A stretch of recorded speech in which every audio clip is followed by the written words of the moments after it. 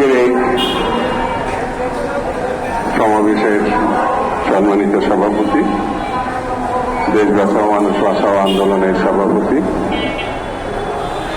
নির্যাতিত জননেতা জনাব রফিকুল রিপন, সম্মানিত আজকের বিশেষ অতিথিবৃন্দ, সাংবাদিক বন্ধুরা, টুলিমন্ডল, আসসালামু আলাইকুম।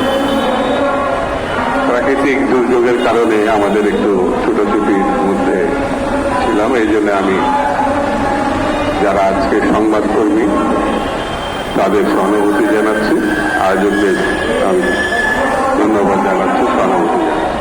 বন্ধুরা, ভারত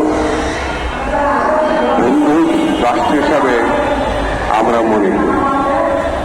ভারত স্বাধীনতা যুদ্ধের সময় আমাদেরকে সাহায্য করেছে। আজকে 50 থেকে 52 বছর হল ভারতের কাছ থেকে আমরা যে বন্ধুত্ব দেখেছি সেগুলো বড়ই মর্মান্তিক। আমাদের পদ্মা খালে রূপান্তরিত হয়েছে, আমাদের তিস্তায় কোনো পানি নাই, চুক্তিও নাই।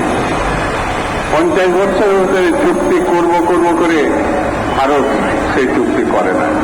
ইদানিং সরকারের পতনের পর, হাসিনা সরকারের পতনের পর, স্বৈরাচারী সরকারের পতনের পর যে পরিস্থিতি এখন তৈরি হয়েছে, সেই পরিস্থিতি খুব মর্মান্তিক। সেটি হচ্ছে প্রতিদিনে হাজার হাজার বাংলাভাষী ভাইদের, যারা বাংলাদেশের নাগরিক না,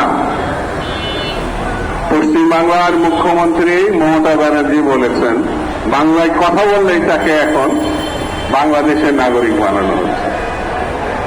বাইরে ভারতকে একটা অনুরোধ করি, এই কুশিন না করে যারা কোটি কোটি টাকা, হাজার হাজার টাকা আমাদের দেশ থেকে, ব্যাংক থেকে লুটপাট করে আপনাদের দেশে আশ্রয় নিয়েছেন, যারা বাংলাদেশের সত্যিকারের নাগরিক, সেই চোরগুলোকে আপনারা একটু বাংলাদেশে তো পুশ করতে পারেন। শেখ হাসিনা বাংলাদেশের গণহত্যাকারী, বাংলাদেশের মর্যাদাহানিকার, বাংলাদেশকে ধ্বংস করেছে। তাকে আপনি আদার আপ্যায়ন করে রেখে দিবেন অবৈধভাবে, আর আপনি আপনার নাগরিক তাদেরকে আমাদের পুষিন করবেন।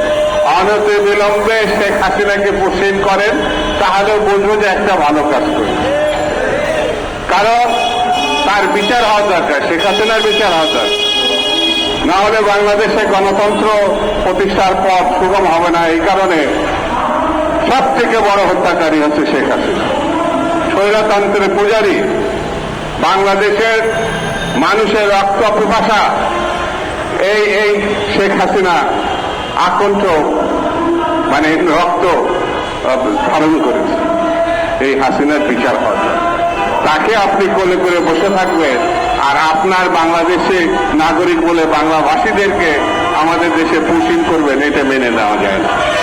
পানি দেন, আমাদের যারা অর্থ এই দেশটিকে লুটপাট করেছে সে অর্থ ফেরত পাঠান, হত্যাকারীকে ফেরত পাঠান।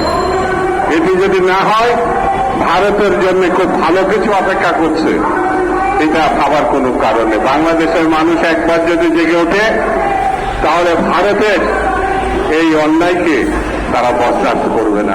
সেই জন্য ভারতের অন্যায়কে ঠেকানোর জন্য আমাদের ঐক্যবদ্ধ হতে হবে, এবং ঐক্যবদ্ধভাবে এই ভারতকে আমাদের রুখে দিতে হবে। এছাড়া কোনো পথ নেই।